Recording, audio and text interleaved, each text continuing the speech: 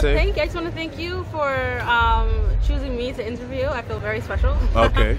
And I'm excited to really explore London and get to know London. See what it's about, yeah? See what it's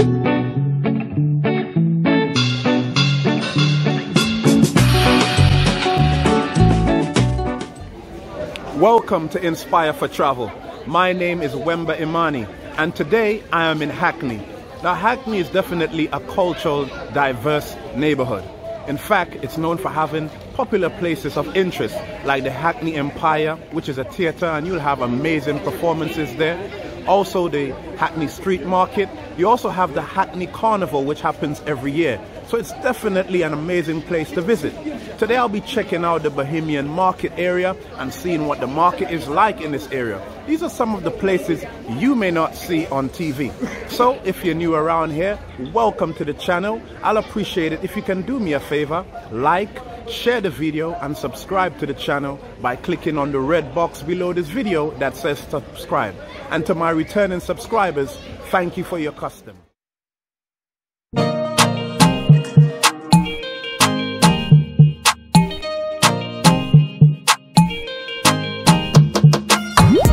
Guys, I just met this beautiful young lady here who is traveling throughout the UK, and I'm just going to ask her a few questions about what she thinks about the vibe here at the Bohemian Market. So could you introduce yourself? What's your name? Yeah, so hi everyone, my name is Ruba, and from the accent you can probably tell I'm from the US, originally from Sudan. So. Originally from Sudan. Yeah. Okay, we're going to get to Sudan in a minute.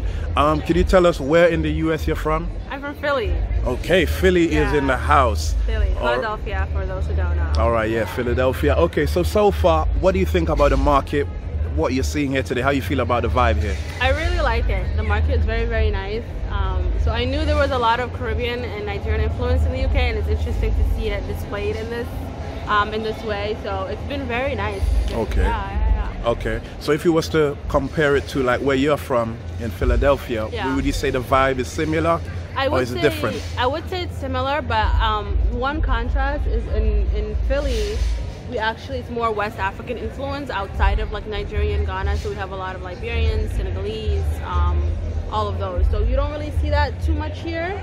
I would say that's kind of the only difference. Okay. I haven't found shea butter yet. Okay. There's a lot of that in Philly, so right. I think those are kind of the only differences. But other than that, I think, you know, events like these for the African diaspora tend to kind of be the same in sense of essence. Okay. Yeah, so. Yeah, well, you'll definitely find shea butter here. There's a lot of that throughout different parts of London, so you don't have to worry about that. In terms of like what you've seen here today, now, I'm not sure, it might be different in America, but October is actually Black History Month in England here. So what does Black History means to you? Okay, so yeah, it's very interesting because Black History in the US, Black History Month is in February.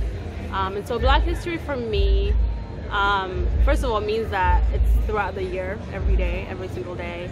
But it really means looking at how Black people have just defied the odds throughout centuries and centuries, and how they've influenced the world, you know, the civilizations, and how all of that has come to shape the world that we see today. Okay. And how we as Black people are kind of creating our own culture and really influencing the global culture as well. Okay. Yeah. So it means a lot to you in terms of the contribution Black people have done throughout the world. Yeah. Okay, so you mentioned you're from Sudan. Can you tell us a little bit about Sudan from what you remember? Yes. So I'm from the western part, from Darfur, and it's a bit difficult to kind of sum it all in like a couple of sentences, because while I live and I grew up in the US, my heart and soul is always within Sudan. So Sudanese people are the most hospitable, the nicest people you'll ever meet. And so like memories for me, it's just a lot of sand, a lot of tea. Okay. We love drinking our tea. Yeah. Just like visiting family and just always being with family, always having a support system. So that's really what Sudan means to me. Okay, that's amazing. One thing I do know about Sudan and Egypt, I know they contributed a lot to like building the pyramid and stuff. Like, do you know about that history a little bit? Yeah, so actually Sudan has the most pyramids in the world. Wow. Yeah, it's not Egypt. The difference is that ours just tend to be smaller. Okay. But if you look at like ancient civilization and got Maro or Marawi, and like different civilizations that happen in Sudan are very similar and sometimes the same that happen in southern Egypt. Okay. And so you'll find a lot of ethnicities that are the same within southern Egypt and northern Sudan. Okay. Yeah, but it's just very rich in history. Right. Very, very rich in history. And a lot of people tend to overlook Sudan, but you shouldn't. Okay, that's Yeah. so would you recommend that people should certainly visit Sudan? Definitely. Okay, so Definitely. what language do they speak there? They speak Arabic. Okay, I see you're smiling. Because I knew you were about to ask me to speak it. what other language do they speak there? So the national language is Arabic, and then you have different ethnicities who speak their own languages. Right. So for me, my ethnic language has died out. Right. From both. I think my mom's side has always been Arabic, and my dad's side, that one has died out. Okay. So we just speak Arabic. Okay. Do you know what contributed to it being dying out? A lot of just Arab influence. Okay. A lot of Arab influence, and kind of the Arabization of Sudan as well. Right. Okay. So could you give us a few sentences in Arabic? You know, inta ta'alim al-Arabiyya, inta ismak eh? Oh wow! Maybe you should give them the few sentences. No, I've just asked what's her name. For those who don't know, I just asked what's her name. Maybe she'll respond to us. So أنا اسمي روبا. Okay. أنا مولودة في اليمن لكن ساكنة في أمريكا وأنا هسه هنا في لندن نقرأ للماجستير. Okay, wow. You're a linguist up here, man. All right. Rusty. Okay, so could you tell us what you just said? Yes, so I said, hi, my name is Ruba. Okay. I live in the US, but I'm in London right now for my master's. For your master's. Wow. Master's. What are you studying? I'm studying health and international development. Wow. Could you just tell us a little bit about what is health and international development? So it's basically the interjoining of both of them. So basically we're looking at building health infrastructures in developing countries, mostly the global south, and I'm mostly interested in working within African countries. So okay. My hope is to one day go back to Sudan and work there for a couple of years. Okay. Yeah. Would you ever think of like relocating there? Is that a place you can see yourself living? Not forever, no. Not forever. So why is that? I think it's very different. So I think growing up in the US and then growing up in Sudan, it's two different cultures. Okay. And so I think I've really gotten used to like the Western culture, and Sudan is a little bit more, what is the word I'm looking for? Not restrictive, but it's very different. And I think it will take me a while to adjust to that. To readjust, yeah. I can definitely see myself relocating to any other African country right. for a long time. And that's kind of always been my plan, is to kind of go back and live there for a while. Okay. Or at least do like a back and forth. Okay.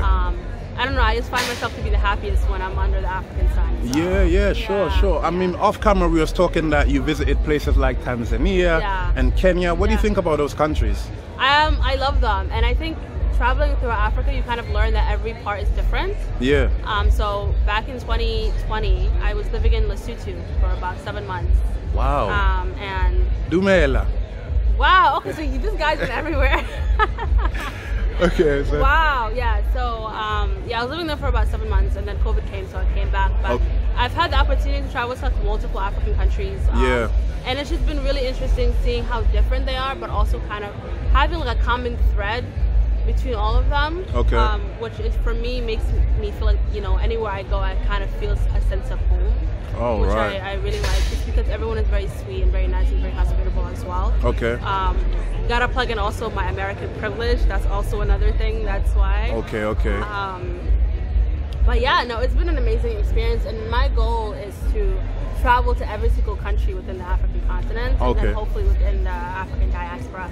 So I have a apparel brand called Unity Shirts. Okay. And so with that, it's basically shirts with like flags of that country within the African cutout, the African continent cutout. Okay. And so my goal with that is to kind of shoot those shirts in every country that I go to, and kind of like shoot a little like travel video with them. So it's been working so far. I'm kind of on a break right now because of grad school, but I'm hoping to kind of get into it and kind of hit the ground running pretty soon. Okay, that's really amazing. So your clothing line, if people wanted to purchase or anything, is there like, where can they find you on social media? Yeah, so on social media, it's Unity Shirts.